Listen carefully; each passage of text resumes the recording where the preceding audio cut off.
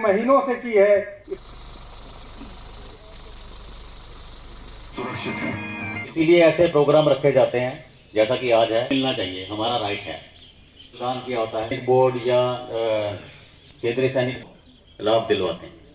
आजकल जो JKAS है, उनमें जो एक्सेसमैन के बच्चों के लिए वजीफा है, वो केंद्रीय सैनिक बोर्ड की स्कीम से इस कवर किया जाता है, ताकि दोनों तरफ कवर हो जाएगा।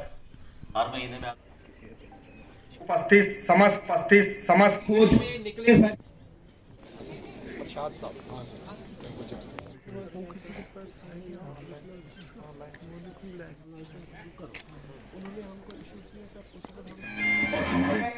आज भारतीय सेना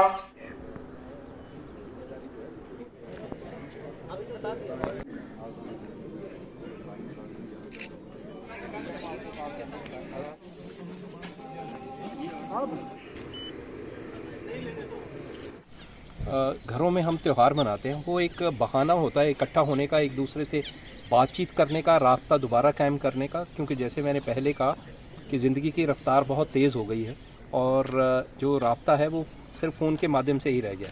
लेकिन जब तक हम एक दूसरे से मिलेंगे नहीं, एक दूसरे को अपने होने का एहसास नहीं दिलाएंगे, तो वो जो कोई भी एक कुनबा है, जो उसकी पहचान है, वो एक दूसरे के साथ ही बनती है।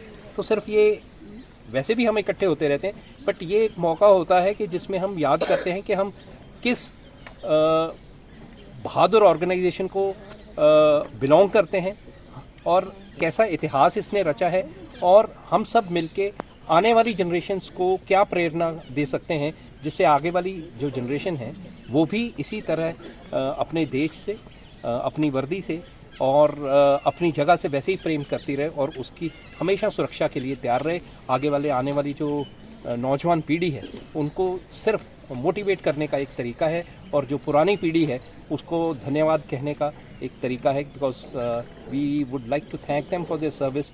उन्होंने अपनी सारी ज़िंदगी, उनके परिवारों ने सारी ज़िंदगी जो है वो देश के नाम लगा दी है। तो ये एक छोटा सा मौका होता है जिसमें हम उनको धन्यवाद करना चाहते हैं और उनसे प्रेरणा लेके आगे प्रेरणा देना चाहते हैं कि ये जो फ़ौज की महान ऑर्गेनाइजेशन है वो ऐसे ही चलती रहे और हम देश में जितना अपना योगदान दे सकते हैं वो है।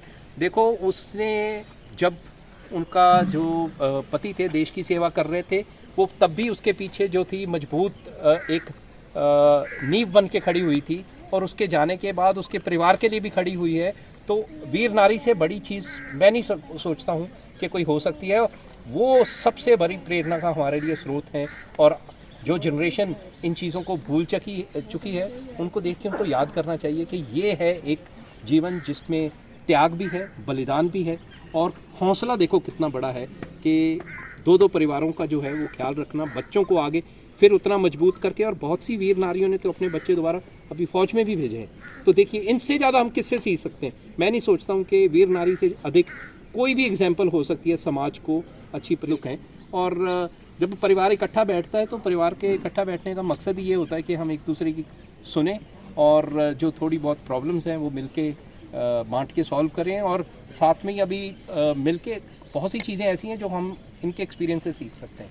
और जैसे कि मैंने बोला कि ये तो हमारे प्रेरणा के स्रोत हैं, और जितनी बार इनसे प्रेरणा लें कम है। और